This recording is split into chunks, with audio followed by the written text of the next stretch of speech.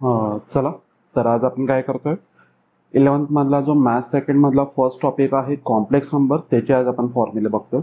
तर चला बघूया फॉर्म्युले कशा लक्षात ठेवायचे आहेत.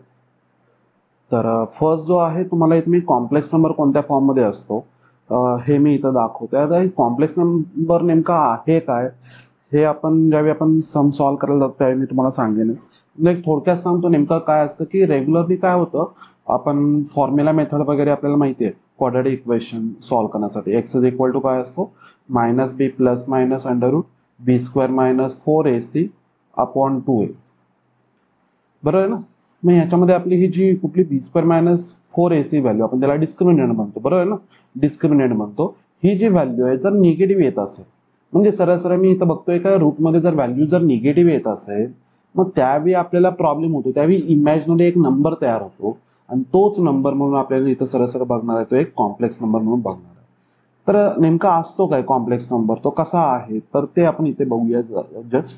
तर बघा फर्स्ट टाइम मी इथे एक दिलेला आहे कॉम्प्लेक्स नंबर कुठल्या फॉर्ममध्ये असतो नेहमी z is equal to A plus B i असतो. हा a plus B i main म्हणजे कोण असतो पॉइंटच असतो तुमचा रेग्युलरली ए कॉमा बी.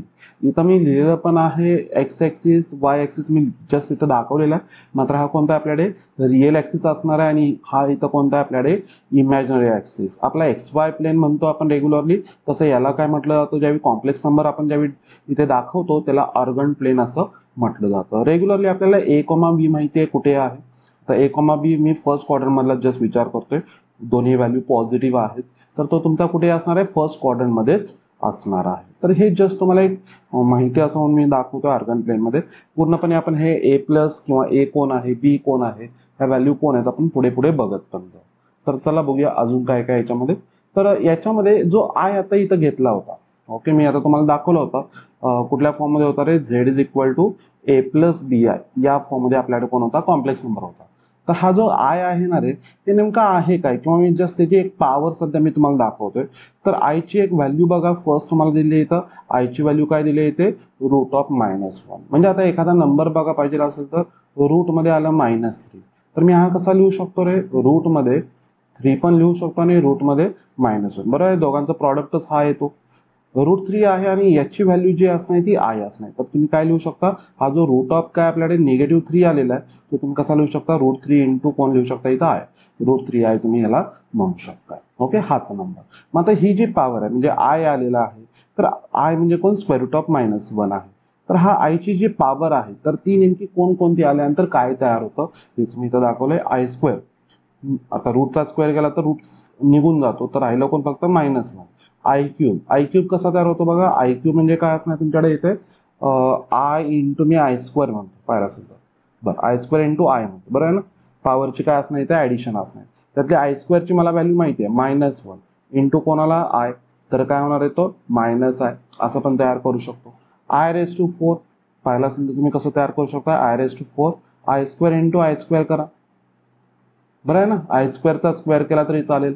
तर याची व्हॅल्यू -1 याची व्हॅल्यू -1 इंटू -1 किती असणार इथे +1 असणार आहे.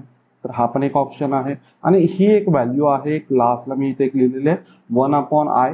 आता ही कशी येते मी डिव्हिजन ऑफ कॉम्प्लेक्स नंबर तिथं गेल्यानंतर मी तुम्हाला सांगतो हा नेमका कसा तयार झालेला आहे. तर बघा 1/i असेल तर त्याला काय लिहायचं नेहमी -आहे हा लक्षातच ठेवा. आणि त्यानंतर जर आता I⁴ झाला जर पुढच्या जर व्हॅल्यू काही येत असतील तर मग त्यासाठी काय करायचं ते यासाठी मी इथं दिलेलं आहे. काय करायचं नेहमी 4 ने डिवाइड करायचं. म्हणजे आता फॉर एक्झाम्पल मी लिहितो I⁻37 आलं तर पहिल्यांदा काय करायला 4 ने डिवाइड करा मी जस्ट रिमाइंडर लिहिला. आता रिमाइंडर किती लिहिलं जर मी 4 ने डिवाइड केलं तर रिमाइंडर 1 येईल बरोबर ना 36 ला डिवाइड होतो 4 तर इथं 1च आलं म्हणजे ही व्हॅल्यू आयच असणार. I⁻1 म्हणजे कोण असणार आयच असणार. फॉर एक्झाम्पल मी म्हणतो I⁻, माझ्याकडे आहे ते 66 आहे. तर I⁻66 कोणाला डिवाइड करतो इथे 64 ला 60 ला डिवाइड करतो तर 64 ला पुढे डिवाइड करतो तर राहिला रिमाइंडर किती 2 म्हणजे इथं किती आला रे आय स्क्वेअर ची व्हॅल्यू किती आहे इथे -1. रिमाइंडर फक्त लिहित जायचं बाकी विचार करू नका तिथे काय.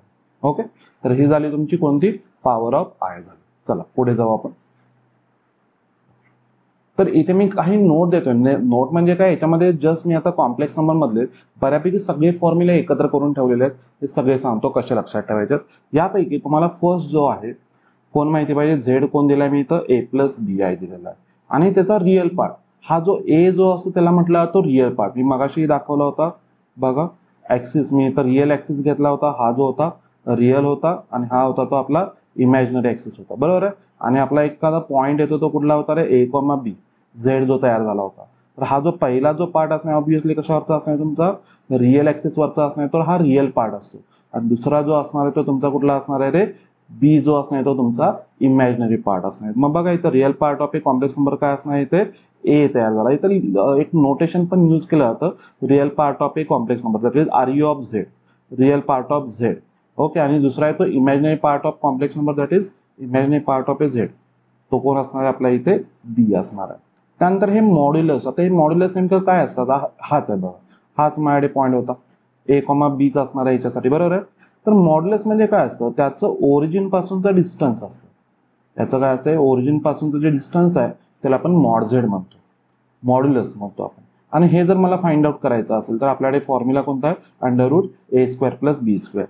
हा आपल्याकडे ओरिजिन आहे, हा एक पॉईंट आहे, दोन पॉईंट मधला distance, under root x2 minus x1 bracket square plus y2 minus y1 bracket square. तुम्हाला फॉर्म्युला हाच भेटेल. क्लिअर झालं. येतं मॉड्युलस म्हणजे नेहमी काय आपण फाइंड आउट करतो, डिस्टन्सेस फाइंड आउट करत असतो, लेंथ फाइंड आउट करत असतो. चला नेक्स्ट, आर्ग्युमेंट किंवा त्याला अजून एक नाव आहे एम्प्लिट्यूड पण आहे ऑफ ए कॉम्प्लेक्स नंबर. आता हे पण काय आहे, चला तेही दाखवतो मी तुम्हाला. बघा चला इथे एक डायग्राम ड्रॉ करतो.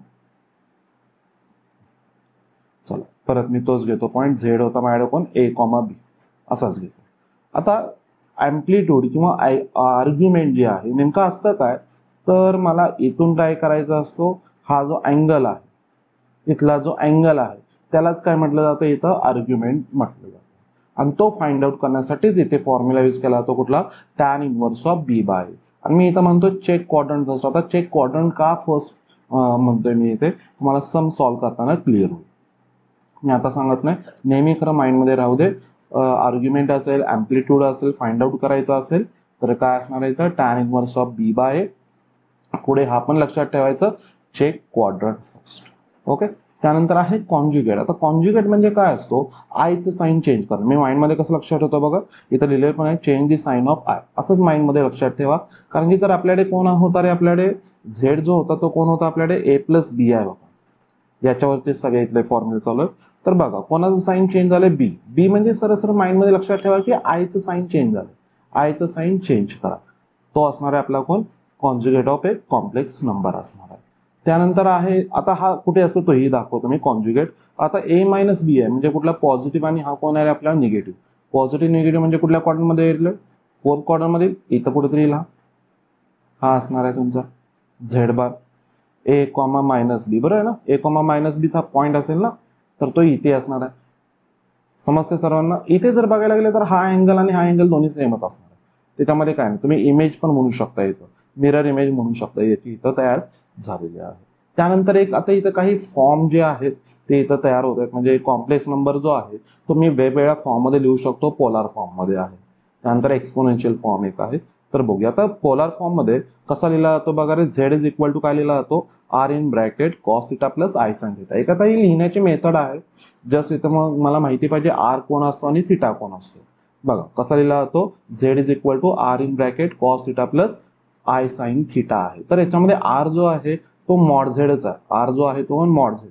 मॉड झेड आपण मागाशीच बघितलं, under root A square plus B square, distance from origin मी सांगितलं होतं. आणि दुसरं काय आपल्याकडे इथं थिटा, थिटा पण मी सांगितलं होतं, आर्ग्युमेंट किंवा एम्प्लिट्यूड म्हणजे कोण असणार आहे तो, tan inverse of B by. मी परत लिहिलेला आहे बघा, चेक क्वाड्रंट फर्स्ट, वरचाच फॉर्म्युला ऍज इट इज इथं आलेला आहे. ओके, तर हा आहे तुमच्याकडे polar form of a complex number आहे. आणि एक अजून एक आहे माझ्याकडे कुठला, एक्सपोनेन्शियल फॉर्म आहे. त्याच्यामध्ये कसा लिहिला जातो, Z is equal to R E raise to I theta. Okay, तर आर म्हणजे सेम असणार आहे तुमच्याकडे mod Z under root A square plus B square, आणि थिटा कोण असणार आहे इथे, tan inverse of B by check quadrant first असणार आहे. ओके, आता हे जे सगळे मी तुम्हाला सांगितले हे तुम्ही एकत्र एकाच प्लेनवरती सगळे बघू शकता. मी इथं दाखवलेले पण आहेत बघा, बघा काय दाखवलेलं आहे याच्यामध्ये तुम्ही बघू सुद्धा शकता. इथे फर्स्ट मी इथं झेड घेतला होता कोण, ए प्लस बी आहे त्याचा पॉईंट कुठला होता आपल्याकडे ए कॉमा बी होता. मॉड झेड आपल्याला माहिती आहे, मॉड झेड म्हणजे काय असतं आपल्याकडे under root A square plus B square होता. ओके, थिटा म्हणजे कोण होता आर्ग्युमेंट ऑफ झेड, फॉर्म्युला काय होता tan inverse of B by check quadrant first, विसरू नका. हा आपला रिअल ऍक्सिस आहे, हा इमॅजिनरी ऍक्सिस आहे, ओरिजिन आहे. आणि इकडे मी झेड बार म्हणजे कोण होता रे आपला conjugate of a complex number होता. तर तो काय असणार आहे आयचं साईन फक्त चेंज करा, इथं प्लस बी आहे तर इथं कोण येणार फक्त मायनस बी आहे. पॉईंट काय असणार तो ए कॉमा मायनस बी, इथं म्हटलेलं पण आहे conjugate of a complex number. तर ह्या गोष्टी तुम्ही अशा लक्षात ठेवू शकता. ओके, चला पुढे जाऊ आपण. ओके, मी इथं अजून एक नोट दिली. आता ही सर्वांना माहितीचा आहे, हा फॉर्म्युला सर्वांना माहिती आहे ए स्क्वेअर मायनस बी स्क्वेअर. तर काय असतो फॉर्म्युला ए प्लस बी ए मायनस बी. मात्र ए स्क्वेअर प्लस बी स्क्वेअर हा फक्त आणि फक्त याच टॉपिकमध्ये यूज करायचा आहे, दुसऱ्या कोणत्याही टॉपिकमध्ये नाही. ओके, याच टॉपिकमध्ये यूज करा, बाकी कोणत्याही टॉपिकमध्ये नाही यूज करायचा. ए स्क्वेअर प्लस बी स्क्वेअर काय असतो ए प्लस बी आहे ए मायनस बी आहे. हवा असेल तर मी या फॉर्म्युलामध्ये कन्वर्ट करून दाखवतो. काय असणार आहे रे, पहिल्याचा square that is A square minus दुसऱ्याचा स्क्वेअर म्हणजे कोण असणार आहे इथं बी आयचा स्क्वेअर. ओके, काय तयार होईल बघा तो ए स्क्वेअर मायनस बीचा स्क्वेअर आणि आयचा पण स्क्वेअर, आणि आय स्क्वेअरची व्हॅल्यू काय येते -1. तर मायनस मायनस इथे काय होणार आहे तो प्लस होणार आहे, म्हणून तो ए स्क्वेअर प्लस बी स्क्वेअर असा फॉर्म्युला तो तयार होतो. हा फक्त आणि फक्त कुठे यूज करायचा आहे मात्र आपला कॉम्प्लेक्स नंबरमध्येच यूज करा, बाकी कुठेही यूज करायचा नाही. त्यानंतर एक रेग्युलरली ॲडिशन सबट्रॅक्शन मल्टिप्लिकेशन करायला तुम्हाला कुठेही प्रॉब्लेम येत नाहीये. प्रॉब्लेम येतो तो तुमचा डिव्हिजनसाठी येतो. आता डिव्हिजन करताना नेहमी काय करायचं रे, आता इथंच मी दिलं बघा ए प्लस बी आणि सी प्लस डी आहे, त्या दोघांचं मी डिव्हिजन करतोय. तर कशाने करायचे कॉन्ज्युगेटने वरती खाली मल्टिप्लाय करायचं, कारण की डिनॉमिनेटरला तुमच्याकडे कोण आहे तर कॉम्प्लेक्स नंबरच आहे. तर वरती खाली कशाने मल्टिप्लाय करा त्याच्याच कॉन्ज्युगेट, म्हणजे सी प्लस डी आहे तर सी मायनस डी ने वरती खाली मल्टिप्लाय करा, आणि मग खाली परत तुमचा फॉर्म्युला तयार होतो. कुठला रे बघा इथं आपला ए स्क्वेअर प्लस बी स्क्वेअरचा, म्हणजे इथं C square plus D square, आणि जो आपला मी C square plus D square हा जो डिनॉमिनेटर आहे तो दोघांनाही वाटून टाकणार. वरती रेग्युलर मल्टिप्लिकेशन करा ए इंटू सी ए सी, त्यानंतर कोण असणार आहे इथं मायनस ए डी आय होणार आहे, त्यानंतर प्लस बी सी आय होईल, त्यानंतर कोण होईल minus B D I square, म्हणजे तो आय स्क्वेअरची व्हॅल्यू प्लस होईल तर प्लस बी डी होईल. तर हे व्यवस्थित करा, आय कॉमन वगैरे काढा तर तुम्हाला हाच फायनली भेटून जाईल. ओके, आपण सम सॉल्व्ह करताना पण एकदा क्लिअर बघू ते कसे होतात. ओके, फक्त एवढंच एक माइंडमध्ये राहू दे, इथं काय करायचं आहे तुम्हाला कॉन्ज्युगेटने मल्टिप्लाय करायचं आहे, किंवा आपण त्याला म्हणतो रॅशनलायझेशन. ओके, त्यानंतर एक आहे आपल्याकडे square root of a complex number find out करावा लागणार आहे कुठे ना कुठे. तर तो कसा फाइंड आउट करायचा, ज्या नंबरचा आपल्याला जो आपल्याला कॉम्प्लेक्स नंबर दिलेला आहे त्याचा रूट फाइंड आउट करायचा. तर पहिल्यांदा आधी त्याला रूटमध्ये टाका, आणि त्याला कोणाला इक्वल करायचं ए प्लस बी आयला. दोन्ही साईडचा स्क्वेअर करा तर काय भेटणार रूटचा square X plus I Y आला, आणि इकडे कोण तयार झालं माझ्या इथे A square minus B square, याचा bracket square A plus B whole square वापरा, तुम्हाला ऑब्व्हियसली हीच व्हॅल्यू भेटून जाणार आहे. बी स्क्वेअरचा तुम्ही केल्यानंतर आय स्क्वेअर पण होणार, त्यामुळे तो मायनस साईन आलेला आहे. दोन्ही कम्पेअर करा, एक्स आहे तो रिअल पार्टला इक्वल होईल, वाय आहे तो इकडे इमॅजिनरी पार्टला इक्वल होईल, आणि हे दोन्ही इक्वेशन्स काय करायचे तुम्हाला जस्ट सॉल्व्ह करायचे. ओके, म्हणजे काय करताय ह्याच्यावरून पाहिलं असेल तर तुम्ही कोणाची ए किंवा बी ची व्हॅल्यू सरळ सरळ फाइंड आउट करा, तुम्ही ह्याच्यामध्ये पुट करा, तुम्हाला काय असेल ते इक्वेशन्स वगैरे भेटून जातात. आणि जस्ट इक्वेशन सॉल्व्ह करत चला. लास्टला फक्त एक माइंडमध्ये राहू दे की हे जे आपल्याकडे कोण आहेत ए आणि बी जे आपण फाइंड आउट करणार आहेत त्या दोन्ही व्हॅल्यू कशामधल्या पाहिजेत, A comma B belongs to R मध्येच पाहिजे, रिअल मध्येच आल्या पाहिजेत, इमॅजिनरी मध्ये येता कामा नाही. ओके, ठीक आहे. नेक्स्ट आपण जाऊ आता इथे डी मोव्हिस थेरम आहे. हा इझी आहे थेरम बघा, जस्ट ते आपल्याला सम सॉल्व्ह करायचे, बाकी काय करायचं नाही डी मोव्हिस थेरम मध्ये. तर कसं लक्षात ठेवायचं, cos theta plus I sine theta आहे, रेस्ट कोण आहे इथं एन आहे. तर एन जो आहे तो कुठे आहे शिफ्ट करायचा, आतमध्ये शिफ्ट करा. ओके, आता आतमध्ये शिफ्ट करताना कसं शिफ्ट करायचा, हा जो एन आहे तो ह्या थिटाला पण वापरायचा, या थिटाला पण वापरा मल्टिप्लाय मध्ये, बाकी काही नाही करायचं. ओके, बघा चला पुढे पण बघा, इथे मायनस एन आहे, हा मायनस आहे तर आतमध्ये याला पण देऊन टाका, यालाही देऊन टाका, मायनस एन म्हणतो. आता मायनस एन दिल्यानंतर काय होणार आहे, cos of minus N theta होईल, बरोबर आहे. हा काय आला cos of minus N theta plus I sine काय होणार इथे मायनस एन थिटा. आता मला माहिती आहे कॉस ऑफ निगेटिव्ह काय असतो, पॉझिटिव्हच. तर कॉस इथं कोण तयार झाला, एन थिटा तयार झाला, आणि हा मायनस होणार आहे बरं ना, साइन ऑफ मायनस थिटा काय असतो मायनस साइन थिटा. तर मायनस पुढे घेतो आय ॲज इट इज, आणि इथे कोण आलं साइन एन थिटा.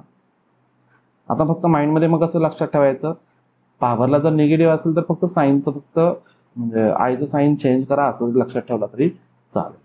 ओके, चला नेक्स्ट आपण जाऊ. ओके, एक लास्ट पार्ट आहे याच्यामधला येतो आहे आपल्याकडे क्यूब रूट ऑफ युनिटी. आपल्याला फाइंड आउट करायचं आहे. आपण माहिती आहे आता एक मी फॉर एक्झाम्पल असं लिहितो, X cube is equal to 1 लिहितो. X cube is equal to 1 घेतलं तर हे इक्वेशन कुठलं झालं रे, क्युबिक इक्वेशन झालं, बरोबर आहे ना. जर क्युबिक इक्वेशन झालं तर त्याचे रूट किती भेटले पाहिजेत, 3 भेटणार आहेत. नाही 3 रूट भेटतात कुठे कुठे आहे हे फाइंड आउट कसे करायचे तर ते आपण बघणार आहे. आपल्याकडे पूर्ण डेरिव्हेशन आहे क्यूब रूट ऑफ युनिटीसाठी, तर तिथे गेल्यानंतर बघतो. मात्र लक्षात ठेवा कुठले आहेत, 1 ओमेगा आणि ओमेगा स्क्वेअर ह्या 3 व्हॅल्यू असतात. 1 तर रेग्युलरली माहिती आहे, ओमेगाची व्हॅल्यू असते -1 प्लस √3i डिवाइड बाय 2 आणि ओमेगा स्क्वेअरची value -1 minus √3i divide by 2 असणार. इथे प्लस आहे, इथे फक्त मायनस आहे मध्ये, एवढंच माइंडमध्ये राहू. आणि त्याच्यावरून एक खाली काही नोट आहेत, त्याच्या टाईपवरचे काही सम आहेत जे आपल्याला सॉल्व्ह करायचे आहेत. तर त्यामध्ये फक्त माइंडमध्ये राहू दे कुठली आहे कन्सेप्ट, 1 प्लस ओमेगा स्क्वेअरचे काय येते व्हॅल्यू काय असते, 0 असते.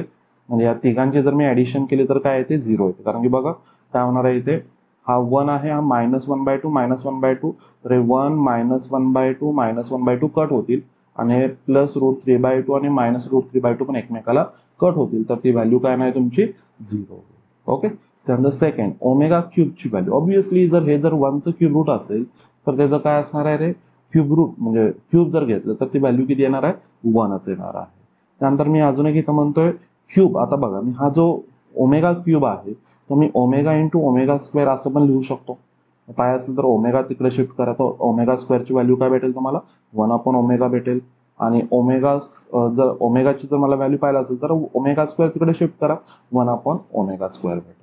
अजून एक म्हणतोय काही वेळा तुम्हाला असं पण आहे ओमेगा⁻⁷. मग हे कसं फाइंड आउट करायचं, तर आयची जशी पॉवर मी तिथं डिवाइड बाय 4 करत होतो तसं इथं डिवाइड बाय किती करायचं, 3 करायचं. कारण की ओमेगा क्यूबची व्हॅल्यू 1 आहे, तिथं I⁴ ची व्हॅल्यू 1 होती. ओके, तर ओमेगा⁷ आहे. जर मी आता इथं 3 ने जर डिवाइड केला तर किती रिमाइंडर राहील, 1च राहील. तर ओमेगालाच इक्वल असणार आहे.